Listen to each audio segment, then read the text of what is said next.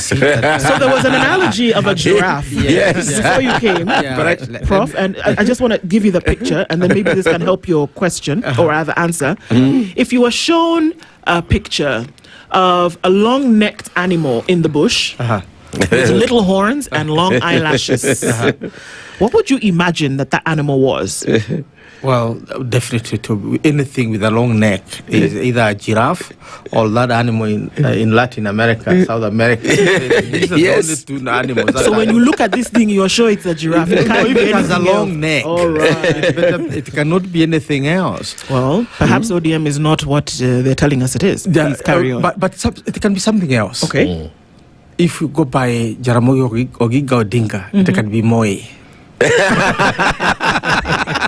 Good one.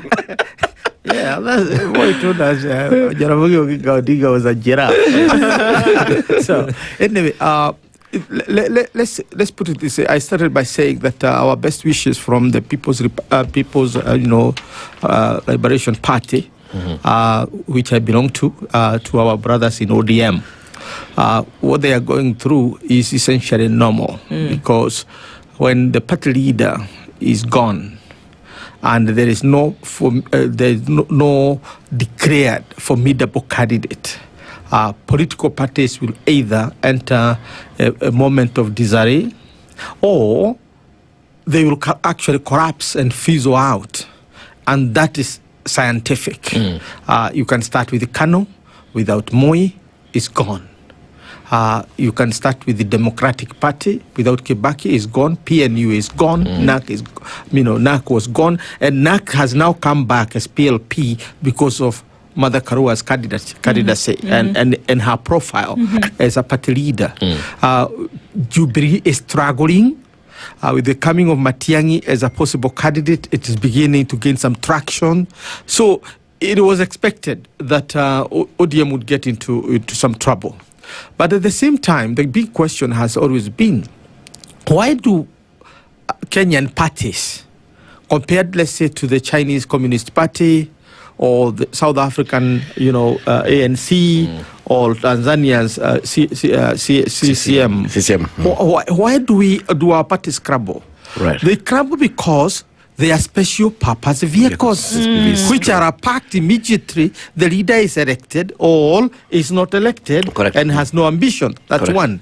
But the unique part about the Kenyan, parties, which I think is unique to Kenya, is ODM because it has survived the longest. Okay. But its leader was always a candidate for 5 consecutive times. Yeah. He was a 25 years. Yeah. So ODM from its birth survived. But there's something else. Because there were other parties that were formed at the same time Raila Odinga was forming his party, which did not survive. In fact, Kanu was there with Uhuru Kenyatta, and others went on to collapse. Kenyatta became a candidate and with another party, not Kanu. Why did ODM survive? Because of Raida's genius. Raida understood the timetable of elections and what to behave in each moment. During the election, he would fight tooth and nail to win the elections.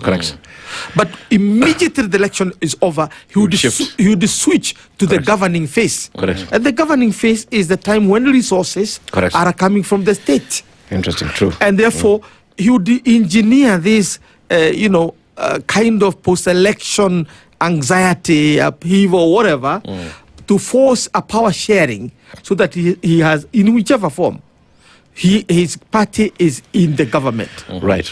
And that is why ODM survived for so long. But if you listen to his lawyer, Paul Mwangi, and I agree 100% with his sentiments. He argues that Raila did not get into the government, the coalition government, whether it's that of Moi, it is that of Uhuru Kenyatta, or now William Ruto, without an exit strategy.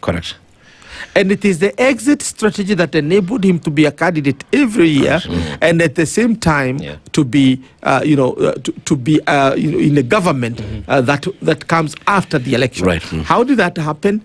Because he'd always polarize his party deliberately between the moderates and the radicals. Correct. And the moderates would get into the government. Correct. Sometimes a few militants or radicals like Orengo, Nyang and others would also find their way into the government. But largely, when you look at his response to the government of William Ruto, this was even sharper. That Exactly. it is his exit was essentially Sifuna, Babu Wino, Right. and that whole group. Right. And that when he shifts, his party would shift. So he strengthened the two forces. Right. And because he was looking at 2027, Right. and he never reached that time, then his greatest legacy to the party is disintegration. Okay. Wow, Professor, well put. And you know, Ndu, today we are in the company of two great minds. Yeah.